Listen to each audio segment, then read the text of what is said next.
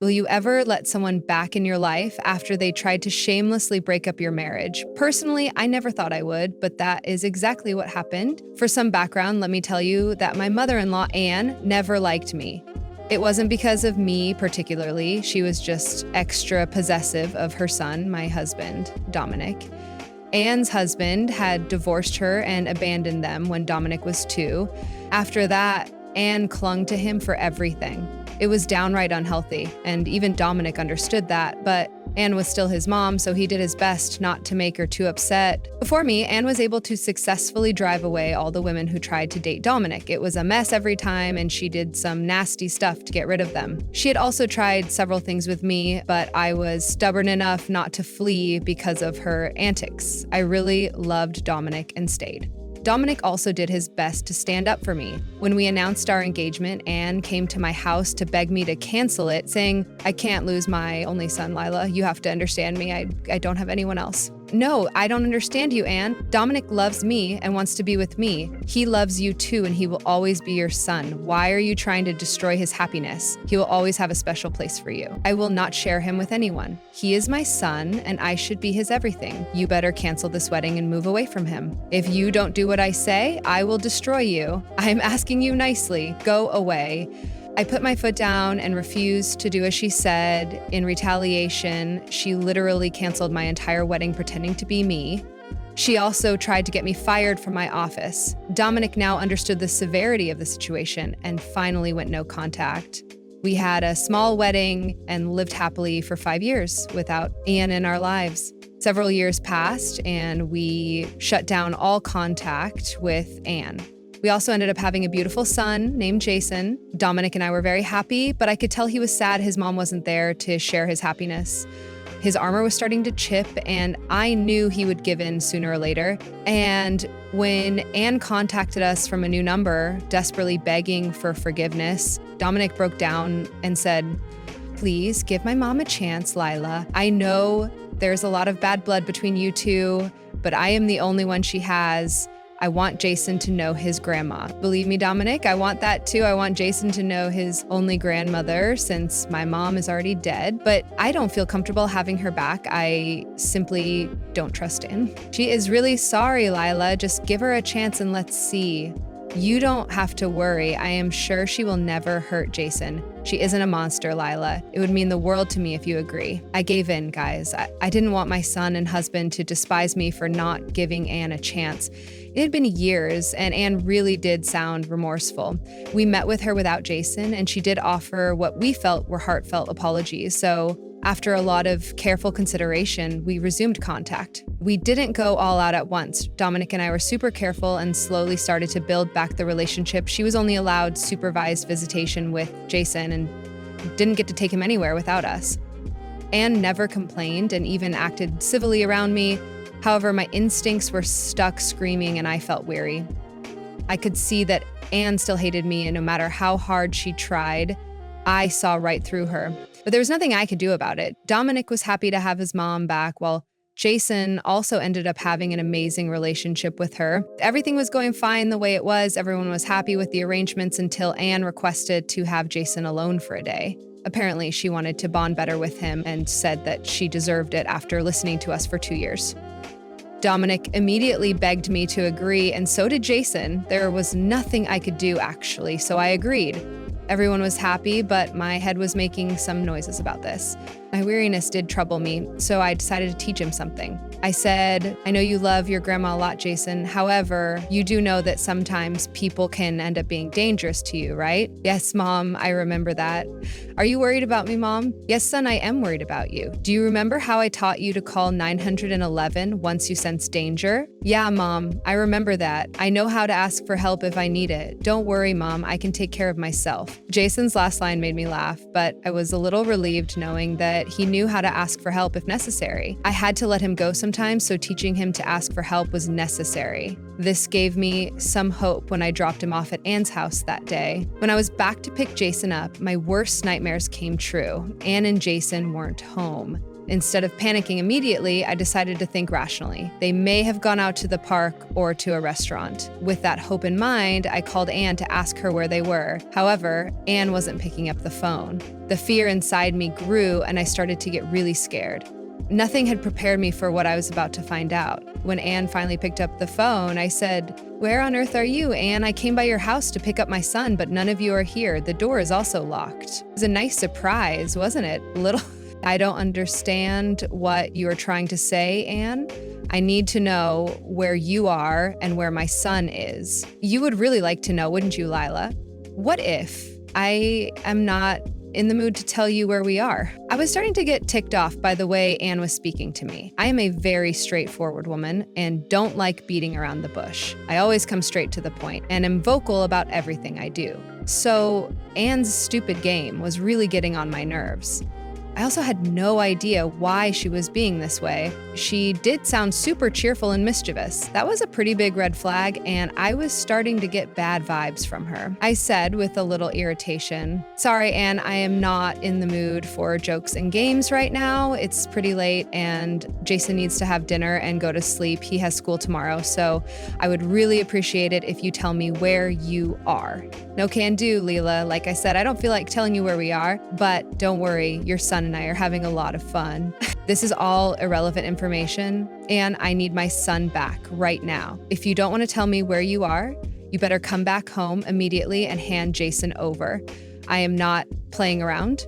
I am also not playing around, Lila. You want your son back? Well, guess what, my dear daughter-in-law? You won't be getting him back ever again. That was the moment when I knew something was horribly wrong. My blood ran cold and millions of bad thoughts raced through my brain. I was afraid of Anne doing something stupid. I knew she was up to no good. I wish I would have listened to my gut. I actually started to shake a little from fear. Anne's tone changed drastically when she told me that she won't be giving Jason back. It was threatening and downright mean. It sent chills down my back. I forced myself to remain calm because I knew panicking won't do much good. What I did do was start recording the call because my instincts were screaming at me to do so. Then I said, "What are you talking about, Anne? This is not at all funny. Bring me my son back. I am not joking." "I am not joking either, Lila. I already told you that you won't get your son back." Oh, God, I wish I could see your face right now. "Please, Anne, don't be like this. You are making me panic. This is not okay. I need Jason back. Just tell me where you are, and I will pick him up." Anne laughed at me while I was in a panic. Yes, guys, she straight up started to laugh at my useless attempt to make her talk. Even over the phone, I could tell that she was acting very unhinged. Now, I was getting even more scared and didn't know what to do. I had half a mind to jump into my car and go looking around town to find them, but then again, I was still hoping Anne was scaring me or simply messing with me out of spite. Well, I was right about one thing. She did everything out of spite, but things were worse than I had imagined. My doubts were confirmed when Anne said, through her laughter, "Oh, are you scared, my little daughter-in-law? Do you feel sad that you can't see your son because of me? How does it feel to have someone take your son away from you? Why are you saying these things, Anne? What does this even mean? I am scared out of my mind, Anne. You can't do this. Please just give me my son back." This is how I felt when you took my son away from me. It doesn't feel so good when you are the victim, does it now, Lila? "What? Anne, you are acting insane. You don't know what you are doing. For God's sake, drop this madness. You didn't stop pursuing my son when I told you to stop. You didn't listen to me when I told you to go away from our lives. You didn't even end your wedding when I begged you to. When I took matters into my own hands, you turned my son against me and made him go no contact. Do you think I would let you get away with that? Absolutely not, Lila."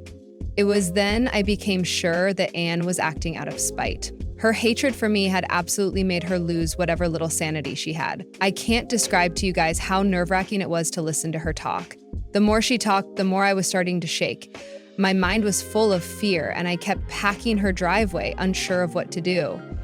I continued talking to her, saying, "What you are doing and saying is absolutely ridiculous, Anne. I didn't make Dominic go no contact with you. It was his decision along with mine. He loves me and I love him. If you had just accepted this, you would have been in our lives." "Oh, stop that nonsense, Leela. My son has no use for you. We were happy even before you made your disrupting appearance in our lives. My son had started to divide his attention and love I wasn't going to sit by and watch it happen. You are truly delusional, Anne. You can't expect your son to stay single forever. This was bound to happen someday. We are happy, Anne. You should understand that. Well, I don't care, Lila. I am unhappy and I needed to do something about it.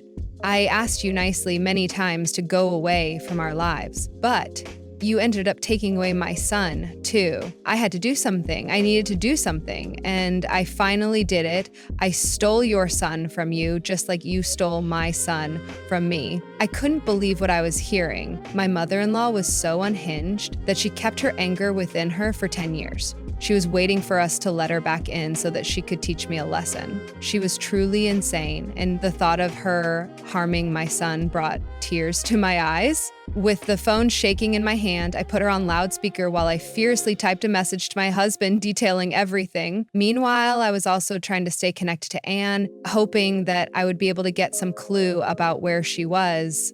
I carefully said, "Listen to me, Anne. You need to cut this out. I know you are mad at me and all, but leave my son out of this. Oh, please, I will do whatever I want. You took my son, so it's only fair that I take yours." This is wrong, Anne. Think about Dominic. You love your son, and what you are doing is going to make him hate you.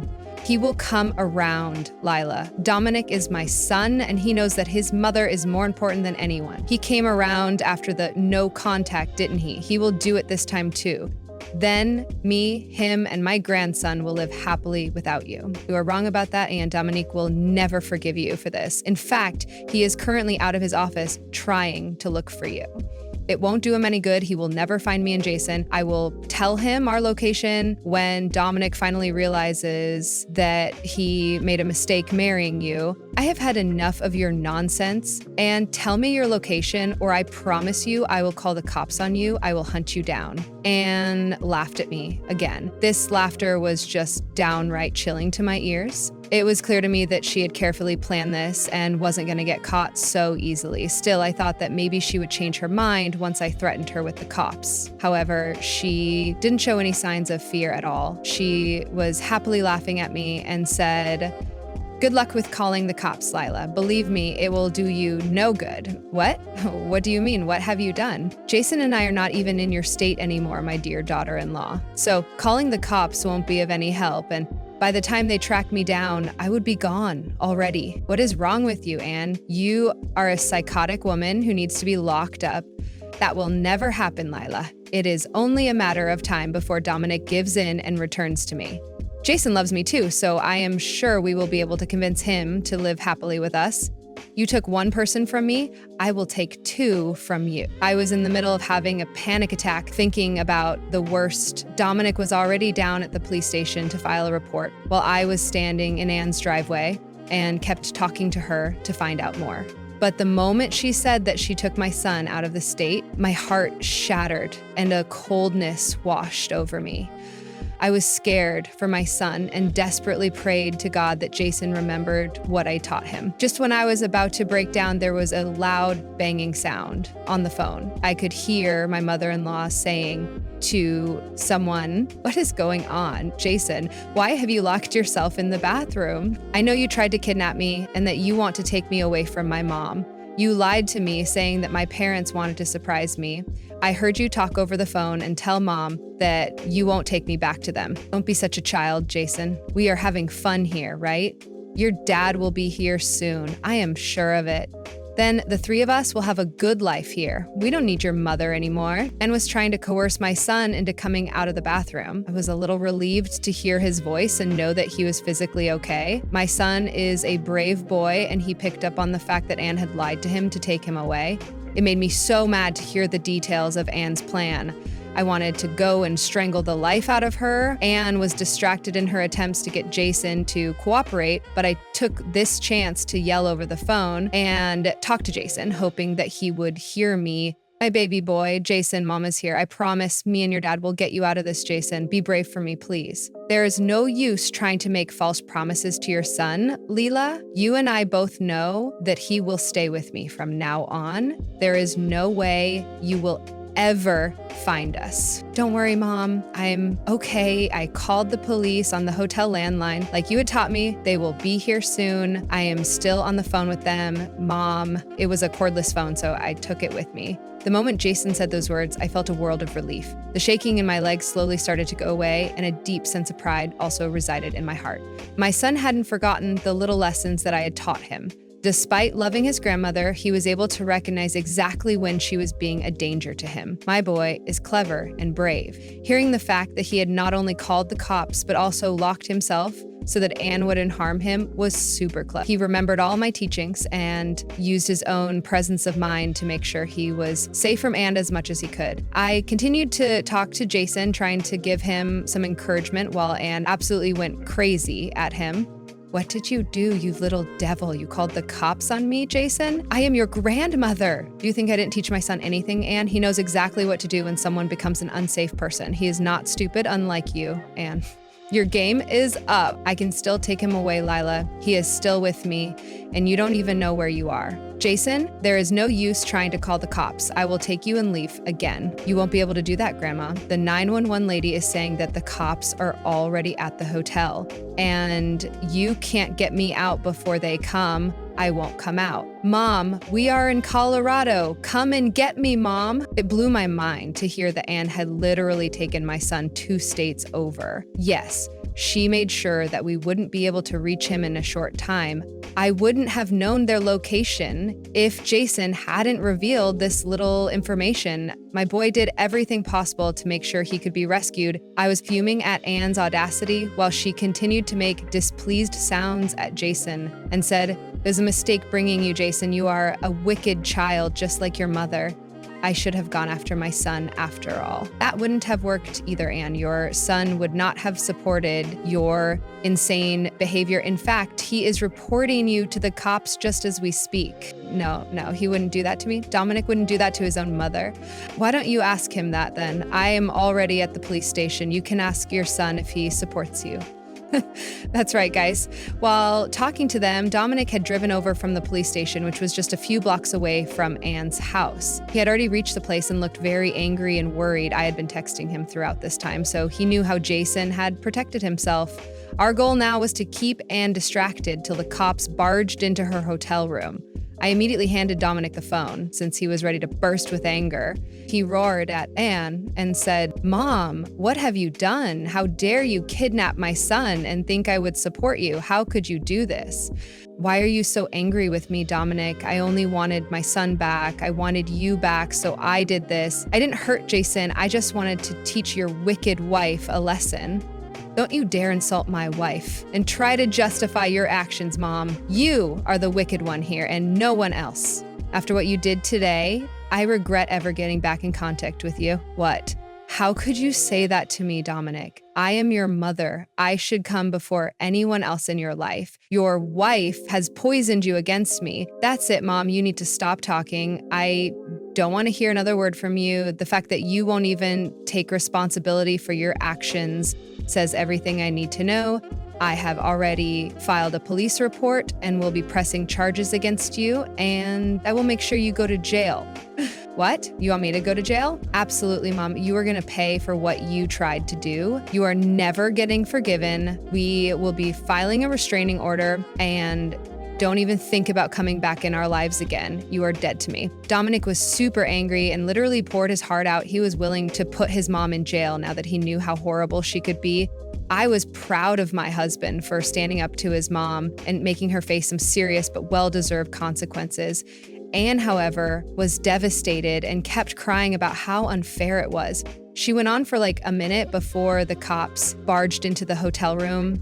When the cops came, Anne soon turned to begging us to save her. She cried and screamed about how she made a mistake and would never do this again.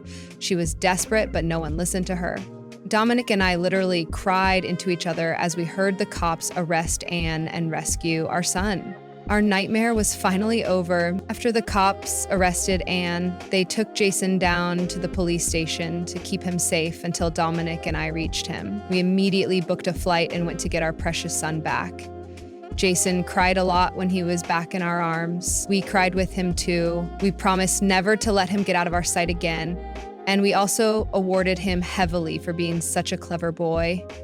We went back home when the cops told us that they didn't need us in Colorado anymore. Anne was still in jail when we left Colorado. She had spent most of her money on the hotel and flights, so she couldn't pay her bail. Everyone in the family knew what she had tried to do because we told them. All of them were extremely horrified and went into contact with her too, so she couldn't get anyone to post bail for her either. Anne did end up going to jail like everyone had wanted. She did seem remorseful at court when she saw us, but the damage was done. The judge didn't go lightly on her either. She went through a psychological evaluation and it was found that she didn't have severe mental health issues. So Anne was just a plain bad person. She actually got a jail term of 5 years.